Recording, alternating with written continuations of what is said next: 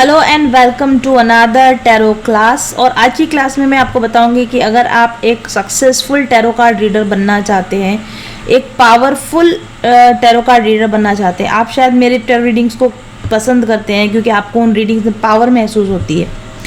ऐसा ही powerful tarot card reader अगर आप बनना चाहते हैं तो उसके लिए क्या नियम आपको फॉलो करने, कल या इससे पहले वाले चैप्टर में मैंने आपको बताया था कि वो आपको टैरो कार्ड रीडिंग कार्ड्स को हाथ लगाने से भी पहले आपको जो नियम पालन करने चाहिए वो मैंने आपको बताया था। अब वो तो आप नियम पालन कर ले, लेकिन इसके अलावा कुछ और भी ऐसी बातें हैं कि अगर आप उनको फॉलो करेंगे तो आपकी इंट्यूशन पावर, आपकी स्पिरिचुअल पावर बढ़ोतरी होगी उसमें, और उसकी वजह से आपकी टैरो कार्ड रीडिंग में पावर आ जाएगी। राइट, तो जो मेरे सीक्रेट्स हैं मैं आपके साथ फॉलो करूँगी कि कैसे मेरी टैरो कार्ड रीडिंग्स में पावर आती है। राइट, सबसे पहली चीज़ जो एक पावरफुल टैरो कार्ड रीडर बनने के लिए ज़रूरी, आपको सनराइज से पहले उठना होता है, सूर्योदय से पहले आपको उठना चाहिए। आइडियली आपको 4 बजे जो ब्रह्म मुहूर्त होता है उसमें उठना चाहिए। अगर 4 बजे आप नहीं भी उठते हैं तो भी कम से कम सूर्य के उदय होने से पहले यानी 5:30 बजे से पहले आपको बिस्तर छोड़ देना चाहिए। लेकिन ऐसा नहीं है कि आप रात को 12 बजे तक जाग रहे हैं और फिर आपने सुबह 5 बजे उठ गए और फिर आपकी नींद पूरी नहीं हुई और आप दिन भर थके थके हैं।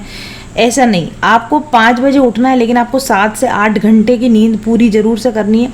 तो कोशिश कीजिए कि रात में 10 बजे 10:30 बजे आप सो जाएं ताकि आप सुबह 5 साढ़े 5 बजे तक आप आसानी से उठ सकें। राइट, तो पहली चीज़ एक पावरफुल टैरो कार्ड रीडर बनने के लिए अपनी स्लीप साइकिल को मेंटेन कीजिए। स्लीप साइकिल बिल्कुल रेगुलर होनी चाहिए। आपका मेलानिन का सिक्रीशन, आपका जो हार्मोनल बैलेंस होता है स्लीप से रिलेटेड, जो आपका हार्मोनल बैलेंस होता है वो बिल्कुल परफेक्ट होना चाहिए। समय पर सोना और समय पर उठना चाहिए। सूर्योदय के बाद आपको सोना नहीं चाहिए। इस नियम का अगर आप पालन करेंगे तो आपकी इंट्यूशन पावर बढ़ेगी, आपकी स्पिरिचुअल पावर बढ़ेगी और आपकी रीडिंग में पावर आएगा। इसके अलावा जब आप स्लीप साइकिल का मेंटेन करते हैं तो आपका बीपी मेंटेन रहता है, आपका जो ब्लड शुगर लेवल होता है वो मेंटेन रहता है, आपका हार्मोनल बैलेंस रहता है, तो ऑटोमेटिकली आपकी हेल्थ अच्छी होने लग जाती है। खाने पीने में भी आपको ध्यान रखना है, जैसा मैंने पहले आपको नियम बताया, जहाँ तक हो सके आपको वेजिटेरियन डाइट को फॉलो करना चाहिए। और इसमें भी आपको अगर पॉसिबल है तो सूर्यास्त से पहले भोजन कर लेना चाहिए। ठीक है, लेकिन अगर सूर्यास्त से पहले मतलब 6 बजे के पहले अगर आप भोजन नहीं कर सकते तो भी कम से कम बहुत लेट रात को भोजन ना करें। 9 बजे 10 बजे आप भोजन ना करें। 7 बजे मैक्सिमम, 7:30 बजे या 8 बजे के बाद तो बिल्कुल भी प्रोहाइबिटेड है। 8 बजे के आप भोजन नहीं करें। 8 बजे के बाद भोजन करेंगे डाइजेस्टिव सिस्टम में प्रॉब्लम आएगा, नींद, आपकी स्लीप साइकिल गड़बड़ा जाएगी और आपका कनेक्शन अपनी स्पिरिचुअलिटी से, अपने पावर से आपका कनेक्शन टूटने के पूरे चांसेस होते हैं। इसलिए 7 बजे या मैक्सिमम लेट 8 बजे तक आप ज़रूर से खाना खा लीजिए। खाने और सोने के बीच में कम से कम 2 घंटे का गैप दीजिए और उसके बाद में आप सो जाइए। रात को सोने से आधा से 1 घंटा पहले मोबाइल, किसी भी तरह की स्क्रीन टाइम जो होता है उसको कट कर दीजिए। टीवी देखना, लैपटॉप पे काम करना या फिर मोबाइल में देखना, ये सारी चीज़ें आपको बंद कर देनी चाहिए। अगर आप ऐसा करेंगे तो सुबह आप फ्रेश उठ सकेंगे और एक पॉजिटिव माइंडसेट के साथ सुबह उठ सकेंगे। और सुबह उठते ही आपको गुनगुना पानी पीना चाहिए। दिन भर में आपको बहुत ढेर सारा पानी पीने की ज़रूरत है। ज़्यादा पानी पीने से आपका पूरा बॉडी का सिस्टम ठीक रहता है, आपके ब्रेन में हाइड्रेशन पूरी रहती है, आपके बॉडी में हाइड्रेशन पूरी रहती है, जिसकी वजह से आपका सारे सिस्टम बहुत सुचारू रूप से काम करते हैं। खास तौर से आपका नर्वस सिस्टम सुचारू रूप से काम कर सकता है। आपका डाइजेस्टिव सिस्टम और आपका नर्वस सिस्टम अगर ठीक से काम करता है तो आपकी इंट्यूशन पावर यानी कंसंट्रेशन पावर, आपकी फोकस बहुत अधिक बढ़ जाती है और आप किसी भी विषय के ऊपर ज़्यादा शार्पनेस के साथ में आप सोच सकते हैं। इसलिए आपको इन चीज़ों का पालन जरूर से करना चाहिए। बहुत ज़्यादा ऑयली फूड खाना, जंक फूड खाना, बहुत अधिक ठंडा, बहुत अधिक गर्म खाना, बहुत अधिक तला गला खाना, ये आपको नहीं करना चाहिए। ठीक है, और इसके अलावा आपको इस तरीके से जीवन जीना है कि नेचर के साथ में आपका कनेक्शन रहना चाहिए। आपकी बॉडी में एक नेचुरल एनर्जी आपके अंदर बनी रहनी चाहिए। तो अच्छा हेल्दी फूड खाना, वेजिटेरियन फूड खाना, पूरा पानी लेना, पूरी नींद लेना और किसी भी तरह की एक्सरसाइजेस करना या मॉर्निंग वॉक करना या साइकिलिंग करना, योगा करना, या फिर एरोबिक्स वगैरह आपको करना चाहिए, ताकि आप चुस्ती फुर्ती बनी रहे और आपका नर्वस सिस्टम एक्टिव रहे। अगर आप अगर आपका वेट ओवर वेट है, अगर आप ज़्यादा आपका वेट है, तो आपको डेफिनेटली अपने वेट को कम करने के ऊपर काम करना चाहिए। आप ना बहुत अंडर वेट होने चाहिए, ना आप ओवर वेट होने चाहिए। आप जिस भी धर्म के फॉलोअर हैं, हिंदू या जैन या मुस्लिम या जिस भी धर्म के आप फॉलोअर, आपकी जो धार्मिक गतिविधियां हैं वो आपको कंटिन्यूस करते रहना चाहिए। जो सुबह का आपका सेवा पूजा पाठ करना, जो भी आपका जो धार्मिकता है, आपकी जो रिलीजन है, उसको आपको रिलीजियसली उसको आपको फॉलो करते रहना चाहिए। इसके अलावा क्या इंपॉर्टेंट चीज़ है, ध्यान करना आपके लिए बहुत अधिक महत्वपूर्ण है। कम से कम 1 घंटा ध्यान तो आपको करना ही चाहिए। अगर पॉसिबल है तो आप सुबह 1 घंटा और रात को सोने से पहले 1 घंटा ध्यान करें। अगर नहीं भी पॉसिबल है 1-1 घंटा आपके लिए बैठना, तो कम से कम रोज आधा घंटा तो मिनिमम है। इससे कम अगर आप ध्यान करते हैं या आप नहीं ध्यान करते हैं, तो आप एक पावरफुल रीडर कभी नहीं बन सकते हैं। तो इसलिए आपको ध्यान करना है मिनिमम आधा घंटा, और मैक्सिमम की तो कोई लिमिट नहीं होती, लेकिन फिर भी एक अच्छे रीडर बनने के लिए आपको सुबह 1 घंटा और रात को 1 घंटा यानी 2 घंटे का ध्यान आपको डेफिनेटली करना चाहिए। किसी भी तरह का सेवन, नशे का सेवन, अल्कोहल का सेवन, सिगरेट, तंबाकू, पान, इस तरह की चीज़ों का और आपको सेवन नहीं करना चाहिए। और जब आप रीडिंग कर रहे हो, रीडिंग करते वक्त भी आपको मुंह में कुछ खाना पीना नहीं चाहिए। मुंह भी आपका साफ होना चाहिए, ठीक है। अगर आप एक पावरफुल रीडर बनना चाहते हैं, तो जिस जगह पे आप रीडिंग करते हैं उसको भी आपको बहुत ध्यान लगाना चाहिए। आप जिस जगह पर बैठ के रीडिंग करते हैं, बहुत शांति होनी चाहिए वहाँ पे बहुत सारे आपके फैमिली के लोग आते जाते आ रहे हैं जा रहे हैं, आपको रीडिंग में डिस्टर्बेंस करें, ऐसा नहीं होना चाहिए।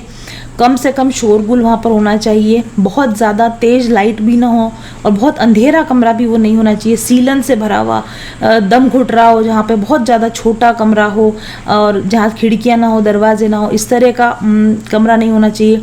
बहुत अधिक गर्म कमरा भी नहीं होना चाहिए, जहाँ जैसे छत के ऊपर बने हुए छोटे कमरे जहाँ बहुत गर्मी होती है। प्रॉपर वेंटिलेशन, प्रॉपर लाइट और प्रॉपर स्पेस उस जगह पर होना चाहिए जहाँ पर आप रीडिंग कर रहे हैं, और जहाँ आप रीडिंग करते हैं वहाँ लोगों का आवाजाही कम से कम होनी चाहिए। रीडिंग करने के लिए कोई किसी तरह के गोडाउन्स में चले गए, बेसमेंट में चले गए, टेरेस पे जाके रूम बना लिया, या आपने कोई स्टोर रूम में, या फिर जैसे गैरेज में जाकर आप, या फिर आपके बेडरूम में आप अगर रीडिंग कर रहे हैं, तो इन सब जगहों पर आपको रीडिंग्स नहीं करना चाहिए। और जिस जगह पे आप रीडिंग कर रहे हैं वहाँ मक्खी, मच्छर, छिपकलियाँ, ठीक है, इस तरह की जो नेगेटिव मकड़ियाँ वगैरह, जाले, गंदगी, धूल ऐसी नहीं होनी चाहिए वो जगह जहाँ पर कि आप रीडिंग करते हैं।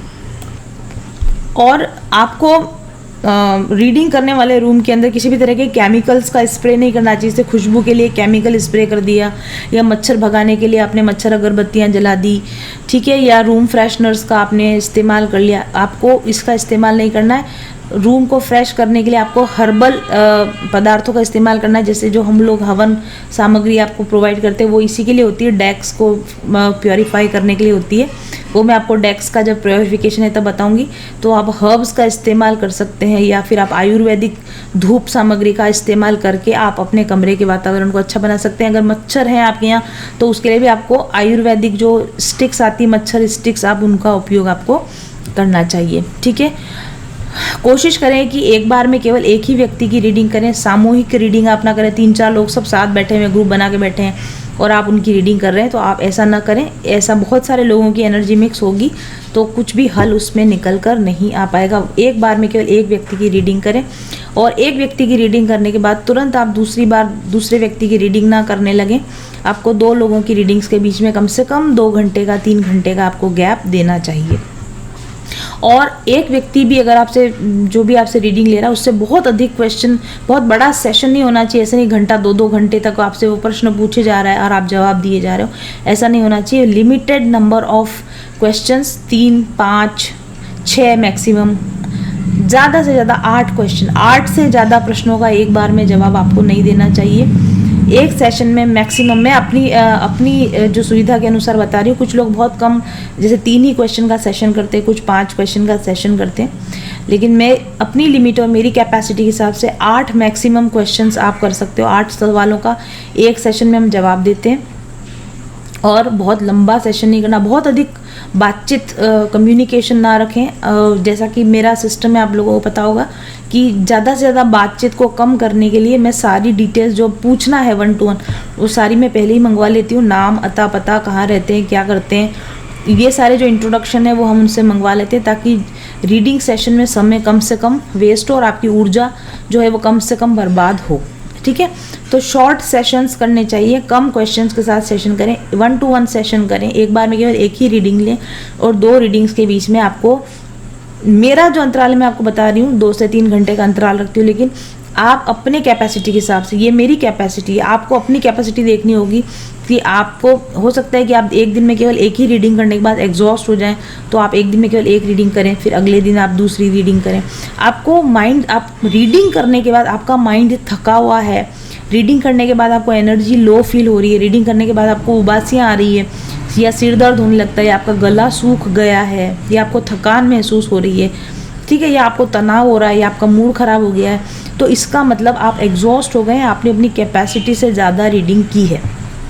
ठीक है, ये पैमाना है। तो आप कभी भी खुद के लिए भी रीडिंग करें या दूसरे के लिए भी रीडिंग करें, रीडिंग के बाद आपको किसी भी तरह की नेगेटिव फीलिंग आती है मेंटल या फिजिकल, मतलब आप अपनी कैपेसिटी से ज़्यादा रीड कर रहे हैं, तो आपको सेशंस को छोटा करने की और क्वेश्चंस को कम करने की आपको ज़रूरत है। ओके, जब आप रीडिंग कर रहे हो तो उसमें किसी भी तरह के पीछे भजन चल रहे हों, यानी किसी भी तरह का डिस्टर्बेंस, नॉइज़ डिस्टर्बेंस नहीं होना चाहिए कि पीछे आपने कुछ गाने बजा दिए, या इस तरह नहीं होना चाहिए। हाँ, लाइट योगा म्यूज़िक या लाइट मेडिटेशन म्यूज़िक अगर बज रहा है तो कोई दिक्कत नहीं है। बहुत अधिक शार्प लाइट ना हो, बहुत अंधेरा भी ना हो, और बहुत ठंडा और बहुत अधिक गर्म वातावरण भी नहीं होना चाहिए। आपकी बॉडी टेम्परेचर के साथ में मैच खाता हुआ वातावरण होना चाहिए, मतलब आपको, आपकी बॉडी को एकदम अनुकूलन लगना चाहिए, ऐसे टेम्परेचर में आपको बैठने की ज़रूरत है। जिस माहौल में आप रीडिंग करते हो वो माहौल आपका जो है वो पवित्र नज़र, दिखने में भी पवित्र दिखे और एक्सपीरियंस करने में भी वो पवित्र होना चाहिए। जैसे बदबू आ रही है या गंदगी फैल रही है, ऐसी जगह पे आपको नहीं करना है।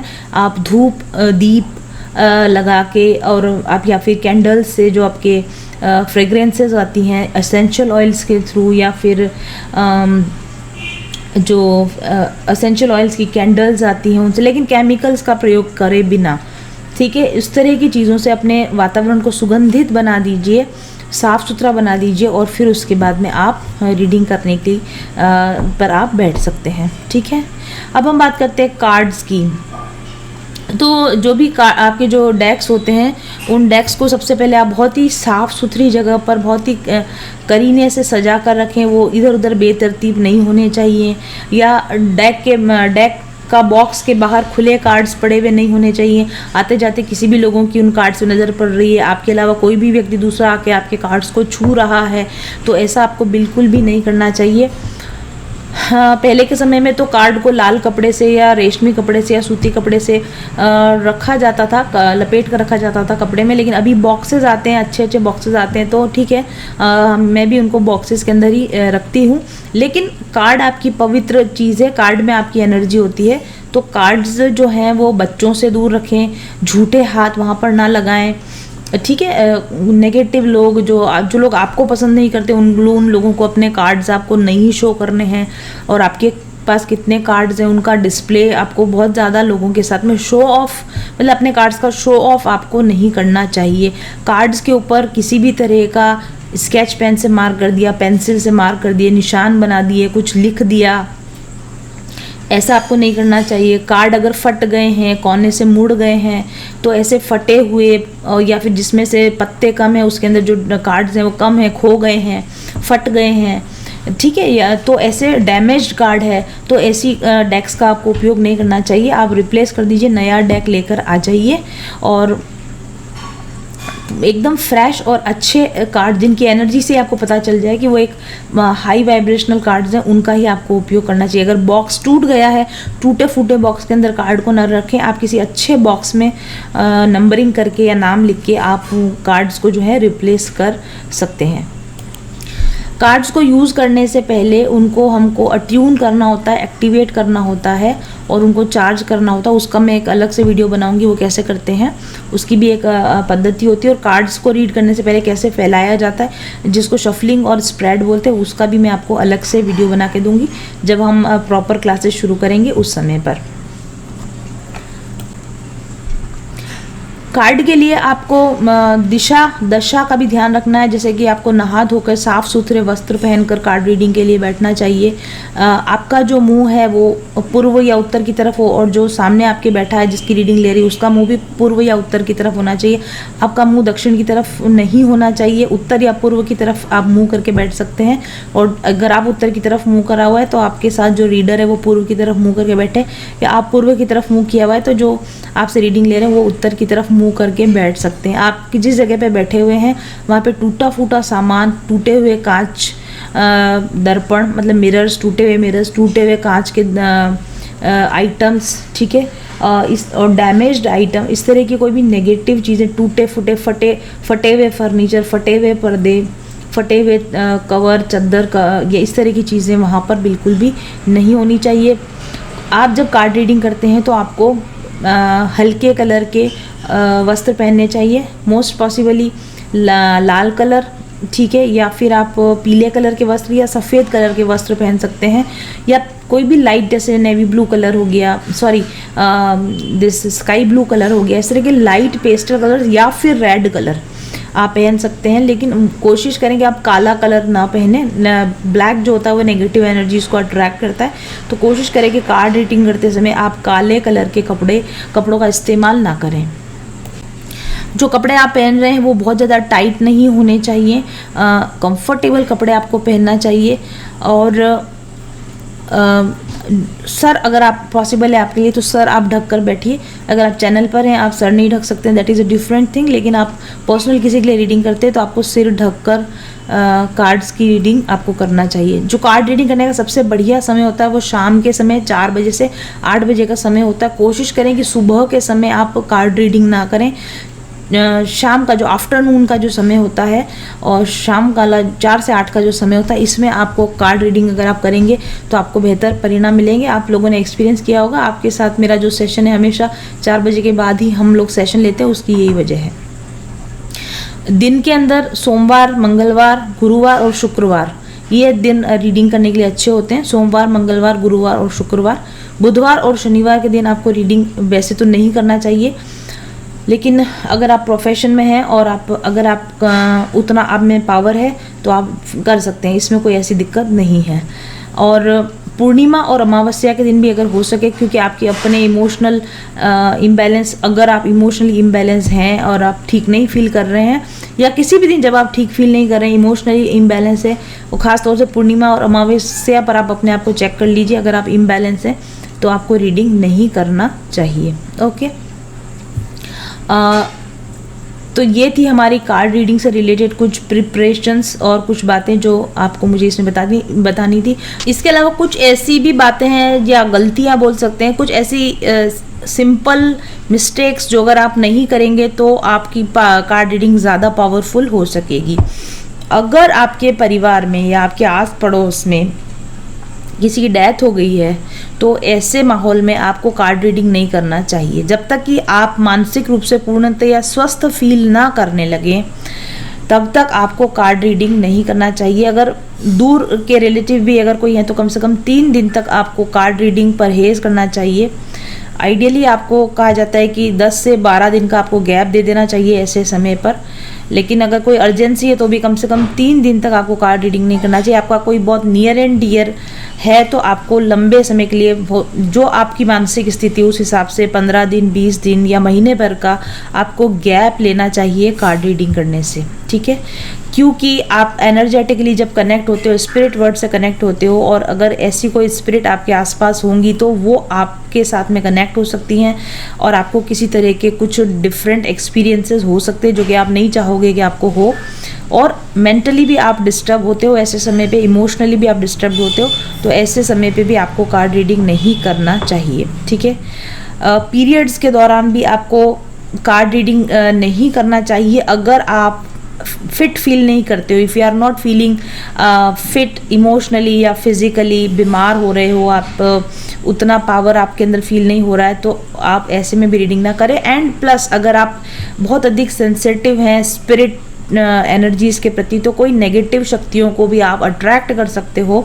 तो अगर आपको ऐसा लगता है कि आपका ऑरा उतना स्ट्रांग नहीं है और आप ऐसे समय में अगर आप रीडिंग करेंगे तो आप किसी नेगेटिव शक्तियों को अपनी तरफ खींच सकते हैं। तो कोशिश करना चाहिए कि पीरियड्स के दौरान आपको कार्ड रीडिंग नहीं करना चाहिए।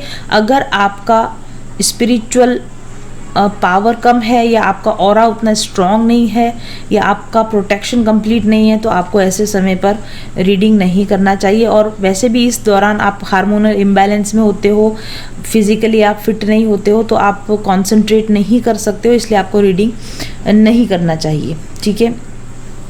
लेकिन अगर आप बिल्कुल फिट हो, वेल हो, स्पिरिचुअली, मेंटली, फिजिकली एकदम स्ट्रांग हो और आपको कोई किसी तरह की प्रॉब्लम नहीं है, तो आप बिल्कुल से रीडिंग कर सकते हो, ठीक है। इसी तरह से जैसे ऐसी जगहों पर आपको रीडिंग्स नहीं करना चाहिए जहाँ का माहौल अपवित्र माना जाता है, जैसे हॉस्पिटल्स में, ठीक है, या फिर किसी भी ऐसी जगह पर, जैसे कि चलती हुई ट्रेन के अंदर, चलती हुई बस के अंदर, होटल में, रेस्टोरेंट्स में, जहाँ पर पूरी साफ़ सुथरा नहीं है, वहाँ पर आपको नहीं करना चाहिए, ठीक है। यदि किसी व्यक्ति से आपकी लड़ाई हो रखी है, यदि किसी व्यक्ति ने आपको किसी वजह से परेशान किया है, यदि किसी व्यक्ति के साथ आपकी पर्सनल कोई अनबन हो रखी है, ठीक है, तो ऐसे व्यक्ति के लिए भी आपको रीडिंग नहीं करना चाहिए जब तक कि आप बिल्कुल अनकंडीशनल लव और फॉरगिवनेस की फीलिंग्स में ना हो और आपको कोई किसी तरह का रिग्रेट या किसी तरह का ब्लेम ना, कुछ भी मन में शिकायत ना हो, आपके और उनके प्रति, दोनों के ही मन में एक दूसरे के प्रति कोई नेगेटिविटी ना हो, कोई कड़वाहट ना हो, तो ही आपको ऐसे व्यक्तियों के लिए रीडिंग करनी चाहिए, ठीक है। और जो डिस्टेंट रीडिंग होती है, जो डिस्टेंट कार्ड रीडिंग होती है, यानी फ़ोन पर या ऑन कॉल वगैरह जो रीडिंग्स होती हैं, उसकी भी अपनी एक उसकी अपने कुछ नियम होते हैं, उसकी अपनी कुछ मर्यादाएं होती हैं। वो मैं आपको खैर एडवांस कार्ड रीडिंग के समय कोर्स में ही बता सकूंगी, क्योंकि अभी हम बेसिक कोर्स कर रहे हैं, तो इसका ये पार्ट नहीं है। बट अगर आप डिस्टेंट ऑनलाइन रीडिंग्स करते हैं तो उसमें किन बातों का ध्यान रखा जाना चाहिए, वो हमारे कोर्स के अगले जो हम आपका समय आएगा तब मैं वो आपको उसको बता सकती हूँ। इसके बाद आता है कि कार्ड रीडिंग के लिए चार्जेस क्या होने चाहिए। कार्ड रीडिंग के लिए चार्जेस वो होने चाहिए जो जेन्युइनली आपको फील होता है कि आपकी विद्या के लिए, आपकी एनर्जी जो आप लगा रहे हैं, आपका टाइम जो आप लगा रहे हैं, जेन्युइनली जो भी कार्ड रीडिंग के लिए आपको लगता है आपकी कार्ड रीडिंग के लिए जेन्युइन चार्ज है, वो आप ले सकते हैं। इसमें कोई कम चार्ज या कोई ज़्यादा चार्ज नहीं होता है। आप पर क्वेश्चन के अनुसार कार्ड लगा सकते हैं, या कितने कार्ड्स का आपने डिस्प्ले किया उस अकॉर्डिंग आप चार्ज लगा सकते हैं, या कितने मिनट का आप सेशन दे रहे हैं उसके अकॉर्डिंग आप चार्ज लगा सकते हैं। तो इसका कोई निर्धारित नहीं है, लेकिन आप अगर उस अपने आप को आप कन्विंस कर सकते हैं कि ये चार्ज है और इसके लिए ये मैं डिज़र्व करता हूँ या मैं इस चार्ज को डिज़र्व करती हूँ, तो उतना चार्ज आप ले सकते हैं।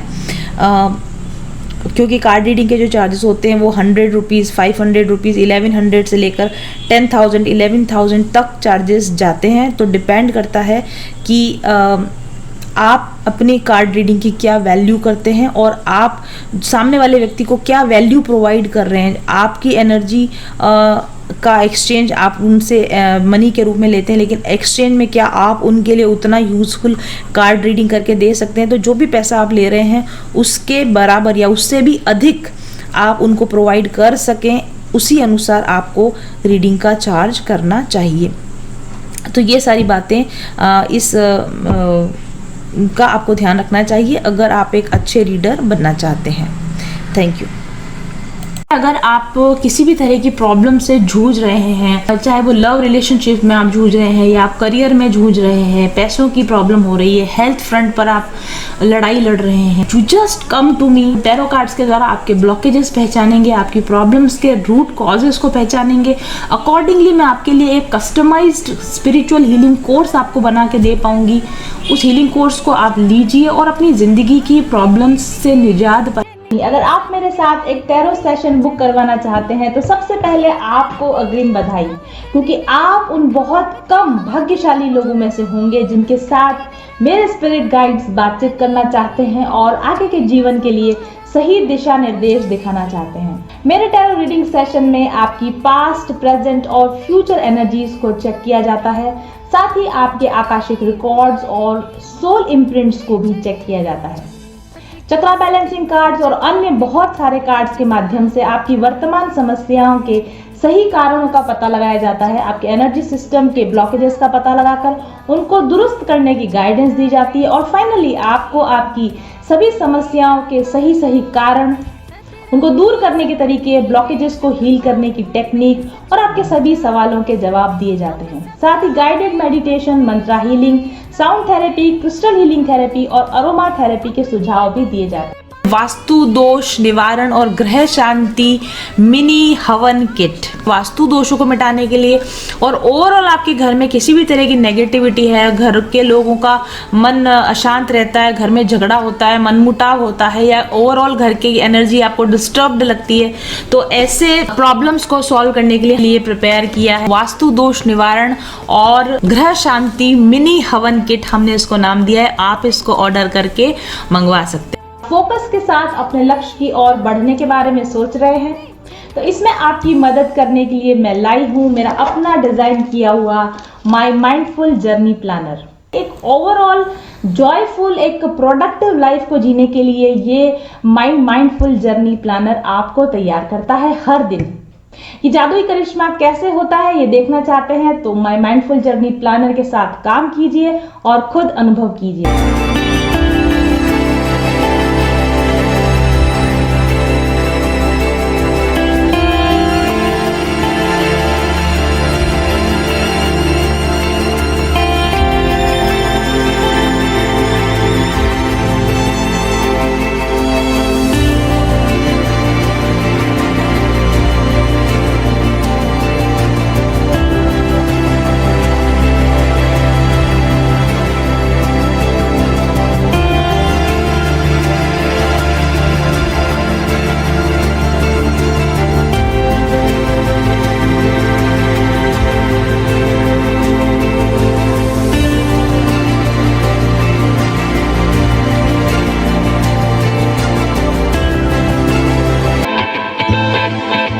चल पथिक उस देश जहाँ पर सूरज सा उजाला, चल पथिक उस देश जहाँ पर सूरज सा उजाला, चांद से शीतलता है हर पल जो फूलों की माला, एक दूजे का हाथ थाम कर आगे बढ़ते जाए, मधुर गीत के गुंजन के संग ज्ञान के दीप जलाए, भीतर की आता कर ले तू थाम के हाथ हमारा, कठिन राह पर हम बनेंगे एक दूजे का सहारा, उजाले की ओर ले चले, उजाले की ओर ले चले, उजाले की ओर ले चले, उजाले की ओर ले चले, चल पथिक उस देश जहाँ पे सूरज सा उजाला, चल